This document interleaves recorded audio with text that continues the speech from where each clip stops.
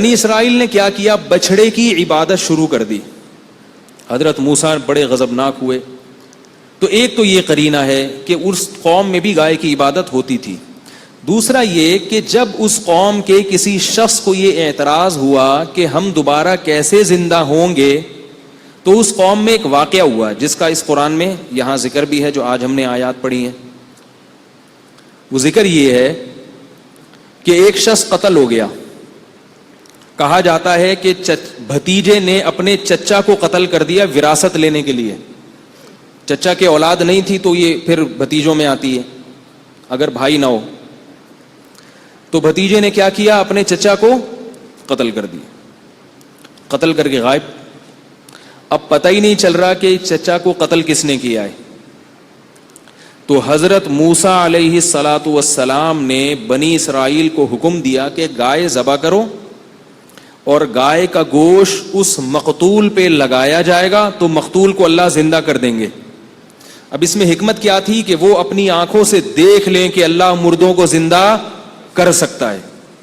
کذالک یحیی اللہ الموتى، قرآن کی آیت ہے. اسی طرح اللہ قیامت کے دن مردوں کو زندہ کرے گا. وَيُرِيكُمْ آیاتہ، اور اپنی نشانیاں اللہ تمہیں دکھاتا ہے.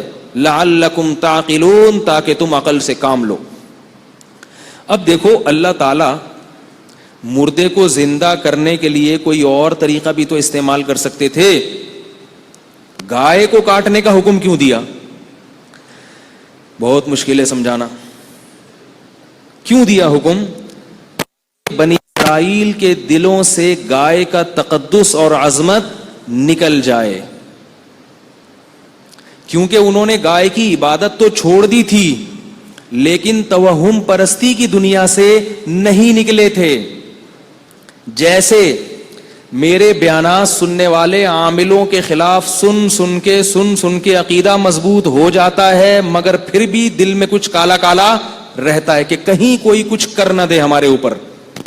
تو اس توہم پرستی کا علاج یہ ہے کہ جیسے اللہ نے بنی اسرائیل سے کہا کاٹو اس گائے کو، دیکھو کچھ بھی نہیں ہوگا، کاٹو اپنے ہاتھوں سے کاٹو. تو بنی اسرائیل کو اللہ نے کیا حکم دیا کہ گائے کو کاٹو تاکہ تمہارے دلوں سے یہ تقدس نکلے. بھائی جب یہ خدا نہیں ہے تو جیسے دوسرے جانور ہیں، بکری کو کاٹ کے کھاتے ہو اور مرغی کاٹتے ہو صبح شام، اس پر کوئی اللہ کا عذاب آتا ہے؟ کتنی چکن ہے، فارمی چکن روزانہ کروڑوں کے حساب سے کٹ رہی ہیں، حالانکہ مرغی بھی تو انڈا دیتی ہے. گائے اگر دودھ دیتی ہے تو مرغی بھی کیا کرتی ہے؟ انڈا دیتی ہے. انڈے کی ویلیو دودھ سے کم نہیں ہے. انڈے میں جو کولیسٹرول ہوتا ہے نا وہ صحت کے لیے بڑا مفید ہے. روزانہ نہار منہ 2 انڈے صبح ابلے ہوئے اپنے خرچے پہ کھایا کریں.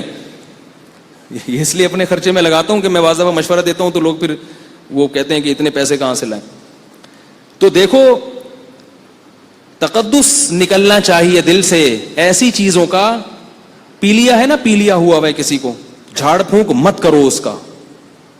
سورہ فلق سورہ ناس پڑھ دینا، آیت الکرسی پڑھ دینا وہ تو ٹھیک ہے، وہ تو سنت سے ثابت ہے. آیت الکرسی پڑھ کے پھونک لگانا، یہ جو جھڑواتے ہیں نا جا کے، چھوڑ دو، یہ دماغ سے نکالو. یہ سوائے وسوسے کے کچھ بھی نہیں ہے.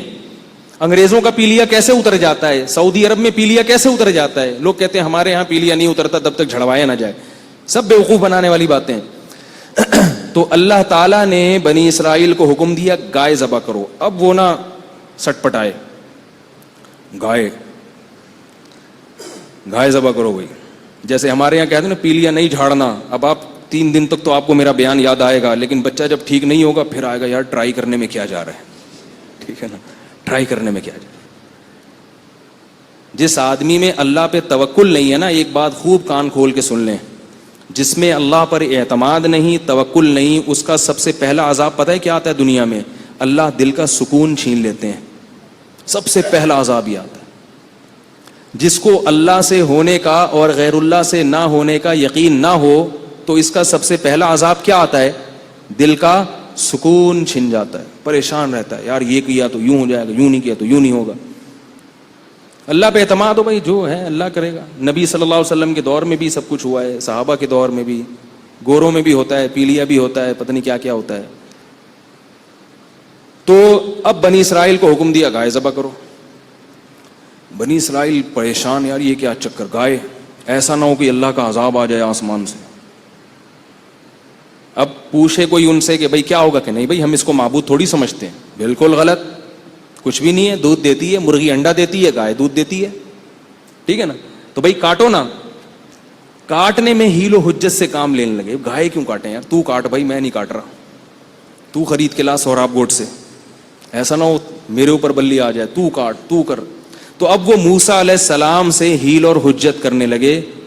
موسیٰ علیہ السلام سے کہنے لگے ما ہیا, گائے کیسی ہونی چاہیے. سوالات بعض دفعہ اس لیے زیادہ کیے جاتے ہیں کہ کام کرنے کا موڈ نہیں ہوتا آپ کا. موسیٰ علیہ السلام نے کہا لا فارض ولا بکر, گائے جو ہے نہ تو بہت بچی ہو اور نہ بوڑھی ہو, بالکل درمیانی گائے.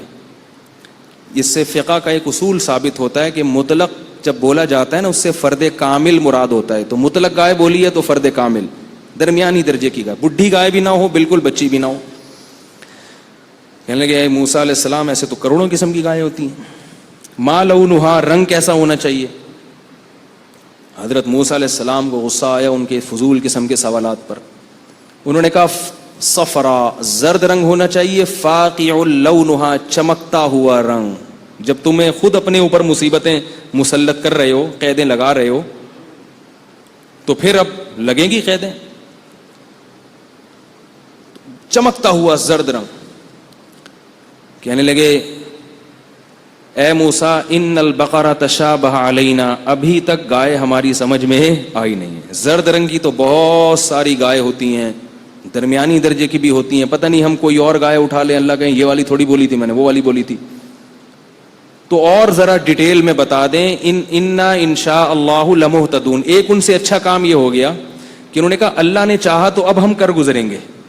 نبی صلی اللہ علیہ وسلم نے فرمایا اگر وہ انشاء اللہ نہیں کہتے تو تیسرے سوال کے بعد بھی یہ کام نہیں کرتے. تیسرے سوال کے بعد بھی یہ کام نہیں کرتے. یہ انشاءاللہ کی برکت تھی. تو موسیٰ علیہ السلام نے پھر مزید ڈیٹیل بتائی. بالآخر انہوں نے گائے کو ذبح کیا. اللہ نے حکم دیا کہ اس گائے کا گوشت کا ایک حصہ مقتول پہ ڈالا جائے. مقتول کے لگایا گیا, مقتول زندہ ہو گیا اور اس نے اٹھ کے قاتل کا نام بتایا اور دوبارہ مر گیا وہ. یہ اللہ تعالیٰ نے اپنی قدرت کا ایک نمونہ بنی اسرائیل کو دکھایا.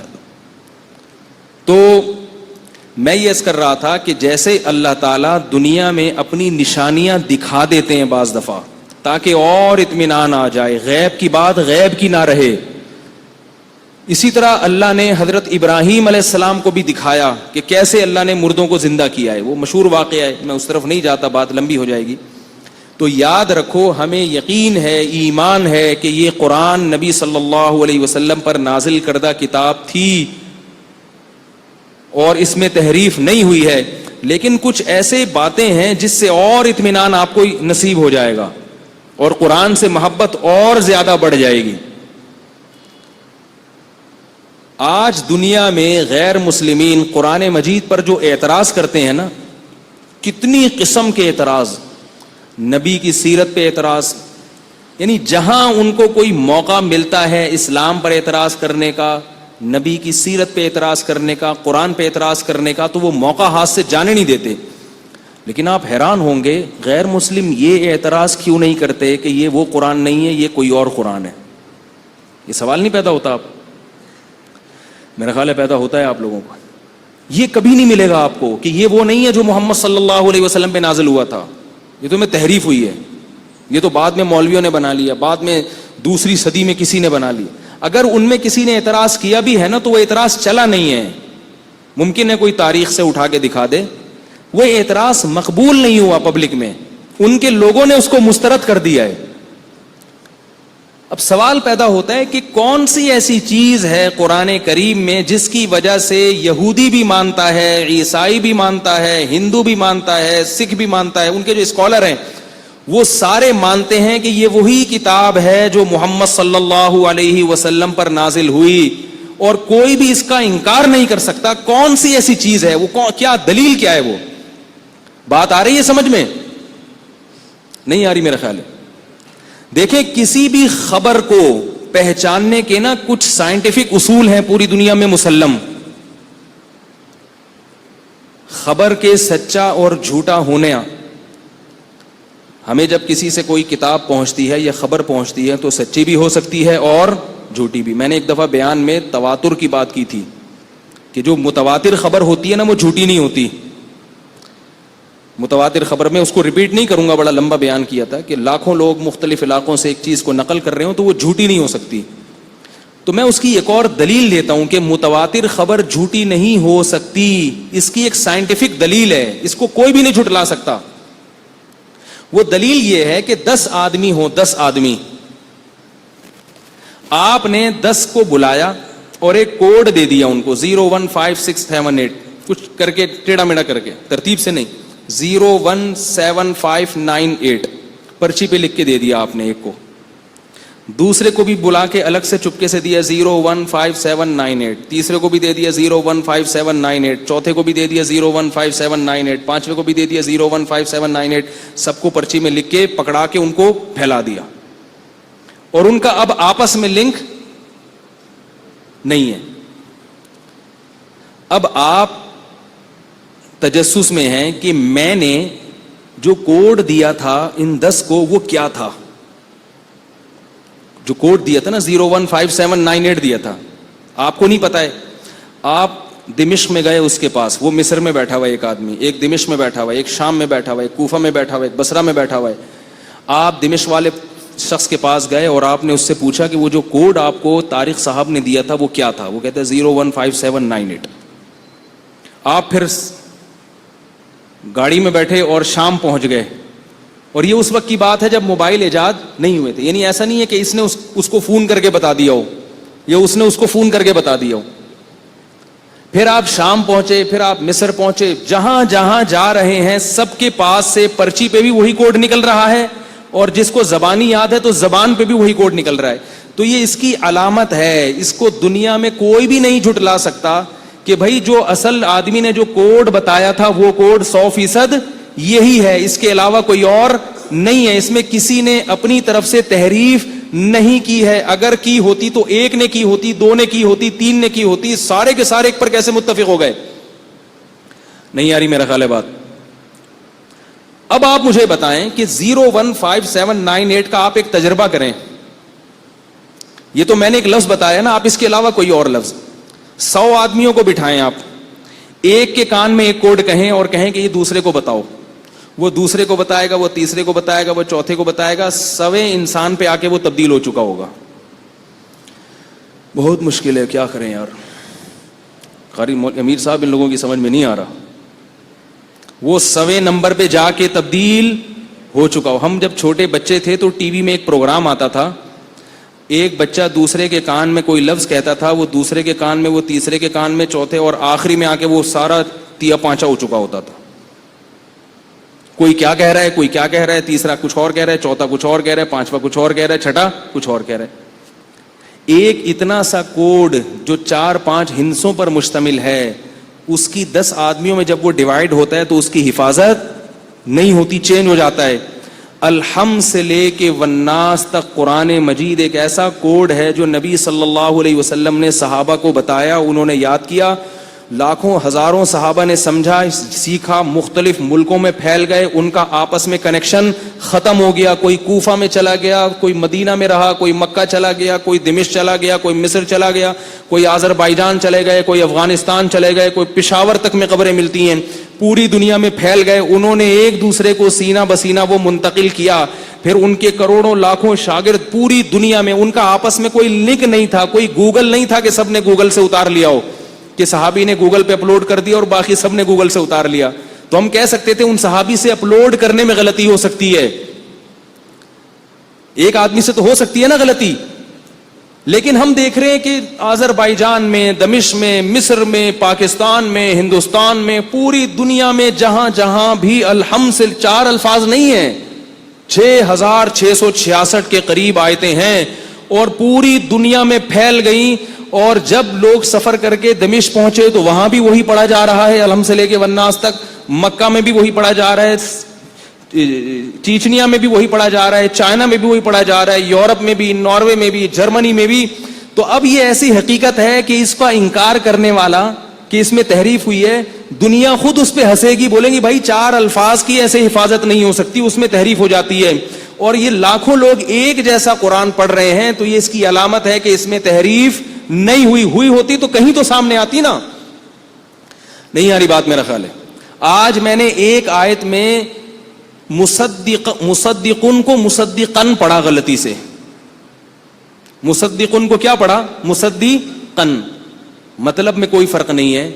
پیچھے سے یہ جو بچہ ہے نا, جو ہم نے آرڈر پہ بنوایا ہے باقاعدہ, یہ آرڈر پہ بنوایا اس لیے کہ یہ بچہ بہت چھوٹا ہے. سامنے لوگ کہہ رہے ہیں یار یہ اتنا چھوٹا نابالغ, تو اس کے ابا نے بتایا 16 سال کا ہی ہے, میں بے فارم دکھانے کے لیے تیار ہوں. تو اس لیے میں نے کہا تو آپ نے باقاعدہ آرڈر پہ بنوایا ہے. 16 سال کا اتنا سا ماشاءاللہ, لیکن ہے بڑا تیز ماشاءاللہ, اللہ نظر سے بچائے, ہے بڑا تیز. تو آرڈر پہ بنوایا ہم نے سامنے باقاعدہ. تو اب آپ دیکھو مصدقن کو مصدقن پڑھا تو فوراً روک دیا. اور یہ صرف آج سے نہیں ہے, ہمیشہ سے ایسا ہی ہوتا ہے. کوفہ میں, بصرہ میں, آپ مکہ کا قرآن سن لیں وہ بھی وہی ہے. نمازوں میں اختلاف ہے, وہ یہاں ہاتھ باندھتے ہیں, ہم یہاں ہاتھ باندھتے ہیں, وہ زور سے آمین, ہم آہستہ آمین, لیکن قرآن وہ بھی وہی پڑھتے ہیں اور ہم بھی. ایک حرف آگے پیچھے نہیں ہوتا. تو اب اس کا کوئی انکار کر نہیں سکتا. اور یاد رکھو قرآن کی اس طرح سے حفاظت ہو جانا ہی اس کے اللہ کے کلام ہونے کی دلیل ہے. اس زمانے کی کوئی بھی کتاب آج تک